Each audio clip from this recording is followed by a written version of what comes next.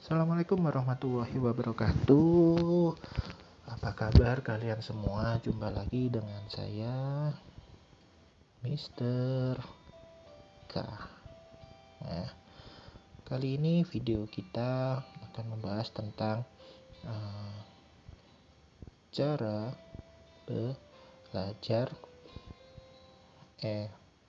efektif saat pandemik. Oke, ya. Silakan gunakan handset, ambil buku, kertas, catat hal-hal yang unik, menarik yang bisa kita diskusikan bersama. Oke, kita mulai ya. Cara belajar efektif. Nah, pandemik sudah berlangsung selama 2 tahun. Ya. Kemarin kita harusnya kan sudah menjadi luring. Ya, rencananya tanggal 12 ini 12 Juli kita sudah tatap muka. Akan tetapi Presiden mengeluarkan PPKM dari tanggal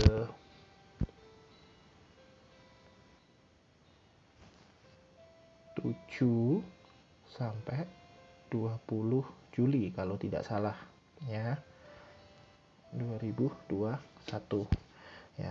Terus bagaimana sih cara kita belajar efektif selama masa pandemik ini? Kemudian bagaimana kalau kita belajar di rumah? Nah, ada 5 tips ya untuk kalian agar bisa efektif belajar selama pandemik. Oke, yang pertama, jangan sambil tiduran di kasur. Ayo, yang lagi dengar video ini atau lihat video ini yang masih berada di atas kasur, bangun. Ya, kenapa? Karena magnet di kasur kalian itu sangat kuat. Semakin banyak kalian tidur, semakin kalian akan malas untuk melakukan aktivitas, ya. Jadi, yang paling utama yang harus kalian lakukan cukup sederhana. Apa? Bangun. Ya. Bangun, duduk, cari tempat yang nyaman untuk kalian agar bisa belajar. Kemudian yang kedua, ya, set pola pikir kita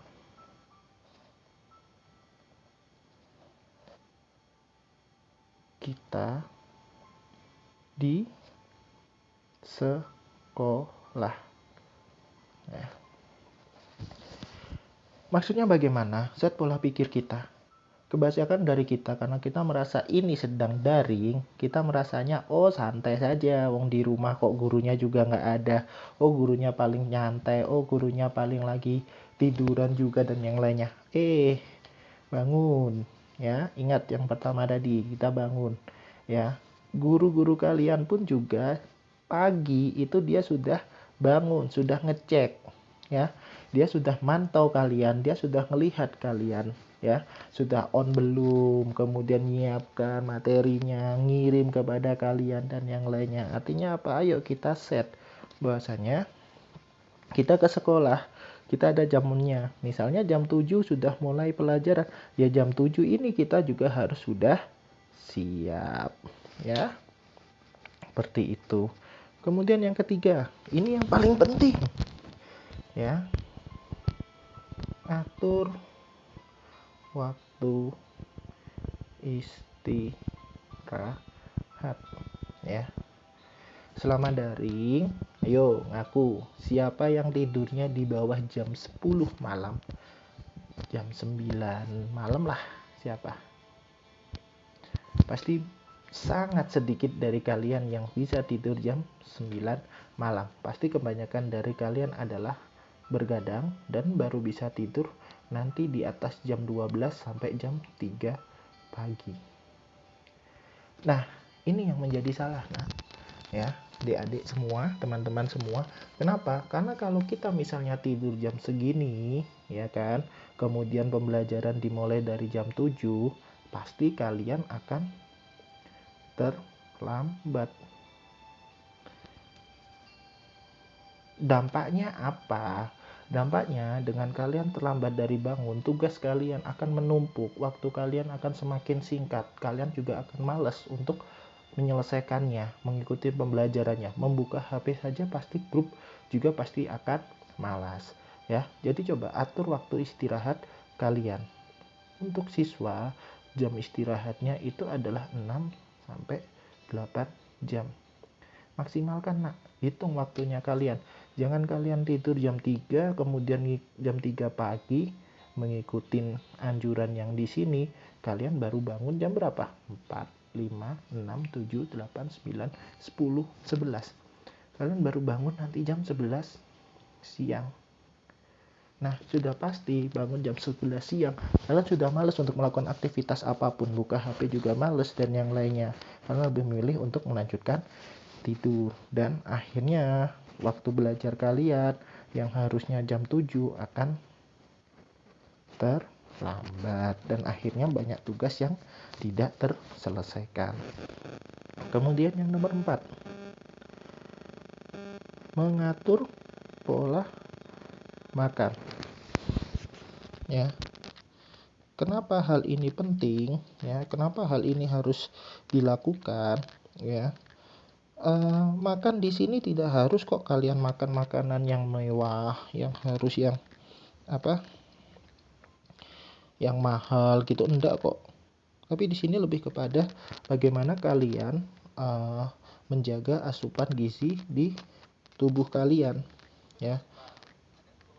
Kenapa? Karena banyak dari kita itu lupa untuk mengatur pola makan, ya kan? Makanan yang bergizi, makanan yang kita asup itu akan menjadi nutrisi untuk otak, ya. Sehingga nantinya dengan adanya nutrisi untuk otak, informasi akan lebih mudah untuk kita terima, ya. Tetapi kalau misalnya kita untuk makan saja kita males dan yang lainnya, perut kita lapar, ya. Yang terjadi apa? Kalian tidak akan fokus, kalian tidak akan konsentrasi. Padahal hanya disuruh oleh gurunya untuk membaca, memahami, ya kan? Tapi kalian mikirnya, cuma dikasih tugas dan yang lainnya. Nah, itu salah satu pengaruh karena kita tidak fokus. Nah, yang kelima, ya, untuk karena sedang PPKM ya, kita dilarang untuk berkumpul, berkumpul dan yang lainnya. Cukup sederhana lah. Nah, kalau ada waktu dan yang lainnya, coba hubungi teman atau saudara, ya. Sederhana, ya. Cuma minta hubungin. Kalian telepon saja dengan WA, ya. Dengan telepon, kalian kirim SMS, kalian kirim WA, kalian kirim voice dan yang lainnya. Coba tanyakan kabar mereka hari ini bagaimana, apakah mereka baik-baik saja dan bagaimana, tanyakan kabarnya. Kenapa? Hal ini juga akan menjadi refresh untuk pikiran kalian, ya. Di sisi lain juga hal ini sangat penting untuk menanyakan apakah teman kalian dalam kondisi yang sehat. Kenapa? Karena masa pandemik PPKM.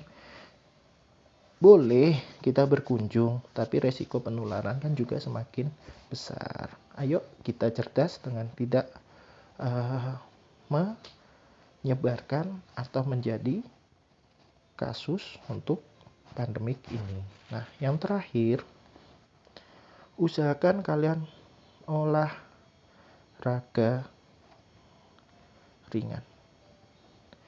Yuk, buang kepenatan kalian dengan olahraga, dengan jogging ringan, dengan membantu orang tua membersihkan rumah dan yang itu sebenarnya salah satu bentuk olahraga ringan. Tujuannya apa? Saat energi kita sudah keluar, jenuh kita keluar dan yang lainnya, kita akan menjadi fokus, ya. Memang dampaknya apa sih Pak saat kita sudah belajar dengan efektif itu? Memang eh, dampaknya pasti akan dinilai ya. Saat nilai kita bagus ya, untuk bekerja pasti akan lebih mudah. Tapi apa memang hanya sekedar nilai saja Pak yang dicari dalam perusahaan dan yang lainnya? Oh, enggak juga ya. Nilai memang penting nak. Kalau tidak nilaimu tidak bagus, kamu tidak lulus, ya kamu tidak bisa bekerja. Oke, coba kita cari tahu ya. Apa saja sih yang dicari sama pekerjaan tentang uh, itu. Oke, kita baca ya. Ini ada Pia Cap Mangkok ya. Syarat pria wanita minimal usia 21 maksimal 28, penampilan menarik, pendidikan minimal SMA SMK ya. Kemudian di bawah pengalaman Anda memiliki komunikasi dan presentasi yang baik ya, sanggup bekerja dengan target. Oke, kita coba cari loker yang lain.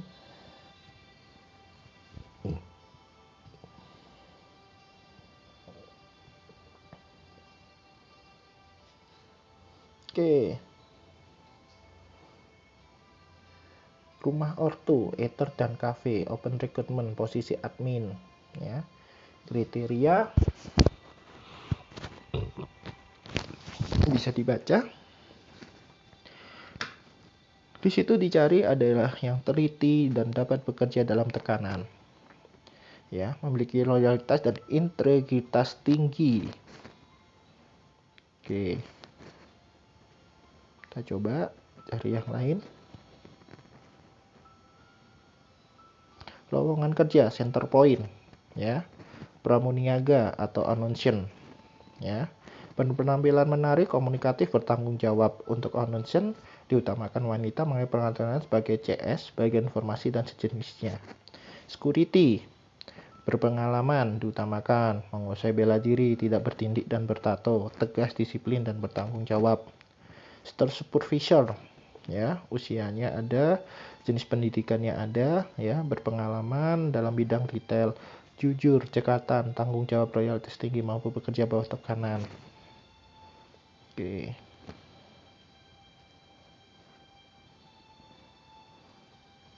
Oke. Tenaga admin, no ASN, Puskesmas Polowijen. Ya. Kita lihat di sini syaratnya usia maksimal 30 tahun, mampu mengoperasikan komputer, diutamakan memiliki kemampuan. Oke, ya. Kita lihat yang lain.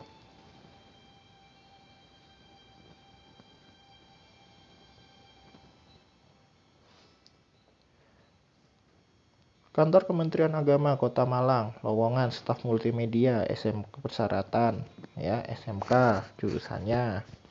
Memiliki jiwa kreatif dan komunikatif, memiliki motivasi tinggi, menguasai dasar fotografi, dan yang lain-lain. Oke.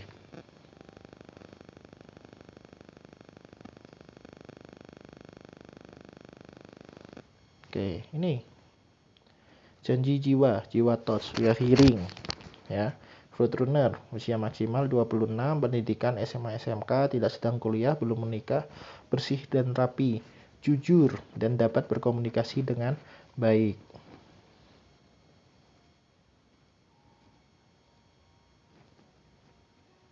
Oke, kita coba yang terakhir ya. Kita lihat, oh ini ada lapis kukus Tugu Malang, Foodliner, ya, bertampilan menarik, mampu berkomunikasi dengan baik. Oke, hampir beberapa lowongan yang kita lihat tadi, hal-hal yang paling utama yang diminta oleh perusahaan itu komunikatif dan jujur. Beberapa kali saya mengikuti acara yang diajarkan oleh perusahaan ataupun Zoom dengan orang-orang perusahaan, yang paling banyak diminta adalah ini nak, jujur. Jujur cuma 5 kata. Akan tetapi nak, cara kita melakukannya itu sangat susah. Kenapa? Karena banyak dari kita mengasah kata jujur itu sudah sangat jarang atau tidak ada, ya. Kasus-kasus terbanyak di pemerintahan, kemudian di perusahaan terjadi penyelewengan atau apa itu karena satu tidak jujur. Disuruh kerja jam 7, ya. Kalian baru datang jam 8. Ini pun sudah tidak jujur. Saat nanti ditanya, kalian datang jam berapa? Oh, jam 7, Pak. Padahal kalian jam 8 baru datang. Kemudian tugas yang sudah dilakukan apa? Oh, sudah ini.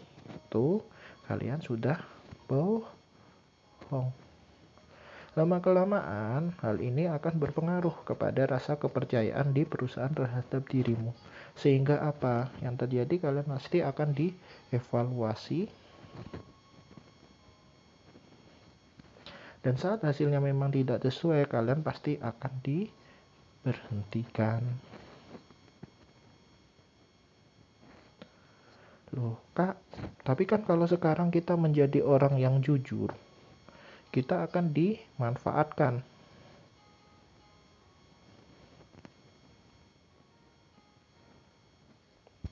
Ya, memang fenomena ini banyak, ya, dimanfaatkan tidak hanya oleh teman, tapi juga oleh atasan. Tapi kalau misalnya kita berpikir saat kita diberikan tugas tambahan,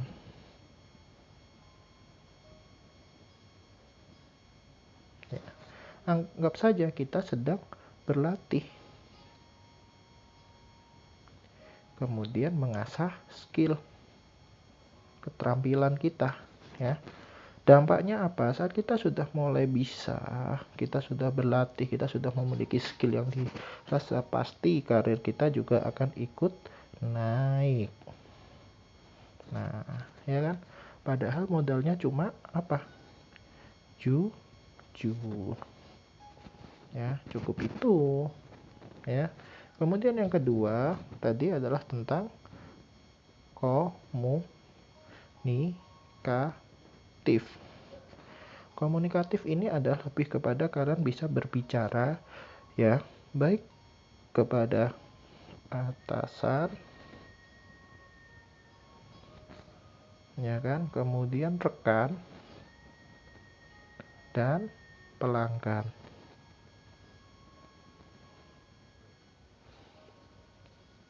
Komunikasi dengan atasan artinya yang atasan artinya yang berhubungan dengan instruksi,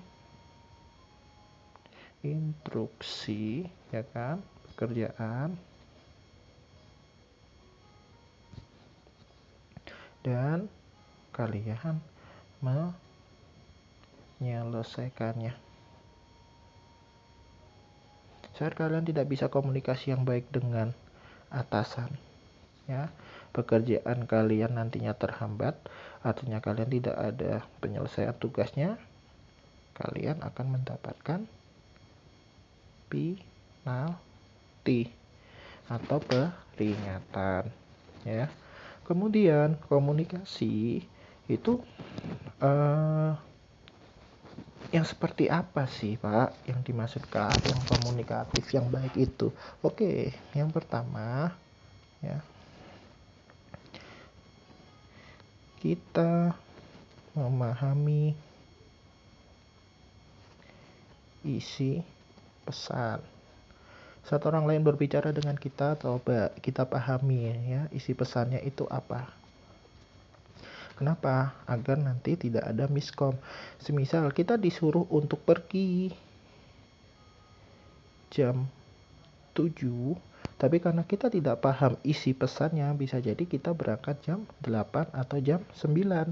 Nah, ini sudah tidak sesuai dengan isi pesannya. Kemudian yang kedua, ya, beri respon yang tepat. Maksudnya beri respon yang tepat apa? Contoh, guru kalian marah kepada kalian, Lah kalau kalian tertawa terhadap respon yang kalian munculkan adalah tertawa, orang guru tersebut juga pasti akan marah. Begitu pula juga dengan di perusahaan.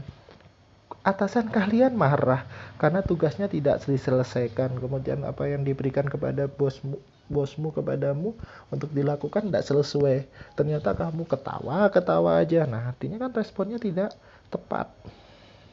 Hal tersebut yang akan berpengaruh pada diri kalian. Nah, coba belajar untuk memberikan respon yang tepat ya saat orang lain berbicara dengan kalian. Kemudian yang kedua, gunakan 3 kata ini. 1, tolong. 2, terima kasih.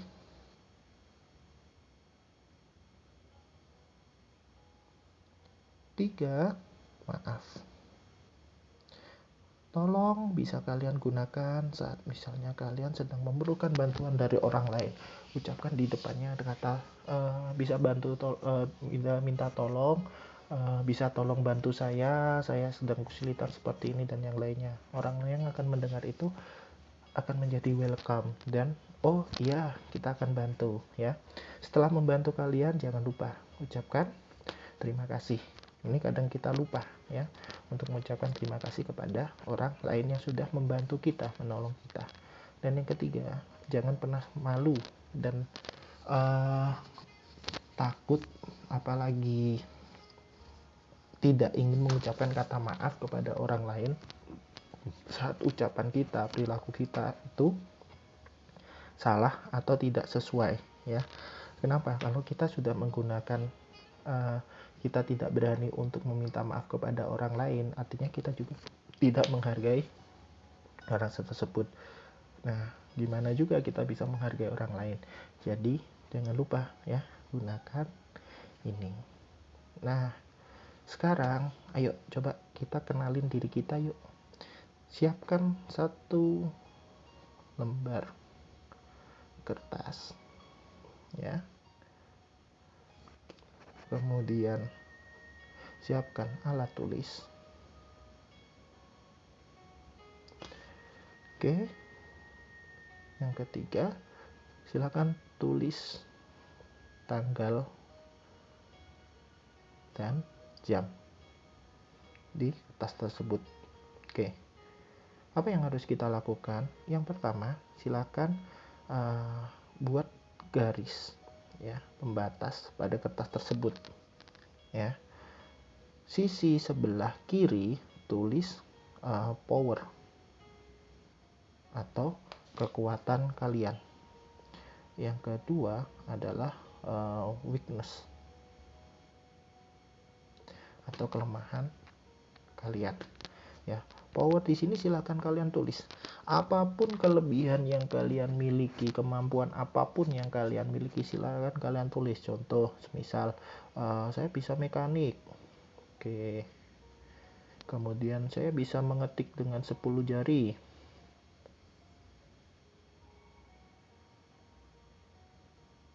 Kemudian saya punya daya ingat tinggi. Nah, lain-lain. Silakan tulis sebanyak-banyaknya di kolom pertama. Nah, kemudian yang kedua ya, weakness kalian, kelemahan kalian ya. Bisa kalian tulis dengan apa sih kelemahan kalian? Semisal sulit bangun pagi.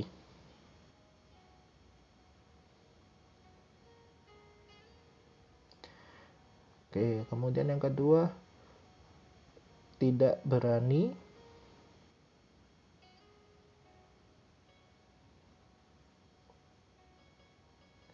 berbicara di depan umum ya, dan lain-lain. Silakan ditulis sebanyak-banyaknya. Oke, sudah.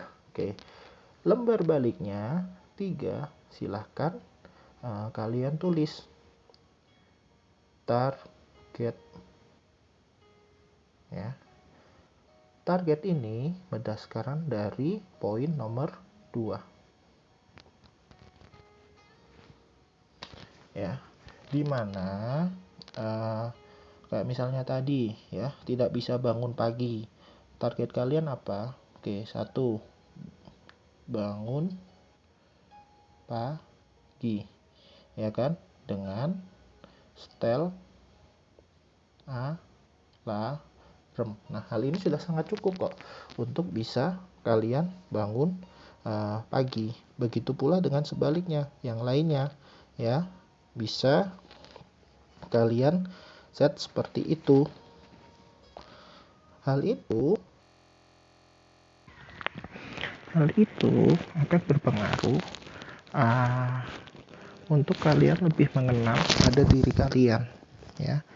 Coba kalian kenalin diri kalian dengan tiga hal tersebut ya. Nantinya kalau sudah selesai, bisa kalian tulis di papan ya, atau kalian taruh di tempat-tempat yang bisa mengingatkan kalian ya. Untuk siswa ya, atau murid di SMK Tunas Bangsa, silakan foto hasil catatan kalian tersebut ke grup di kelas ya. Kami tunggu ya, bagaimana karakter kalian dan yang lainnya, apa yang perlu kalian kembangkan dan yang lainnya, sampai nanti kita bisa tatap muka, kita akan membahas lebih dalam tentang diri kalian. Oke, kurang lebihnya mohon maaf. Sampai jumpa, sampai bertemu kembali. Wassalamualaikum warahmatullahi wabarakatuh.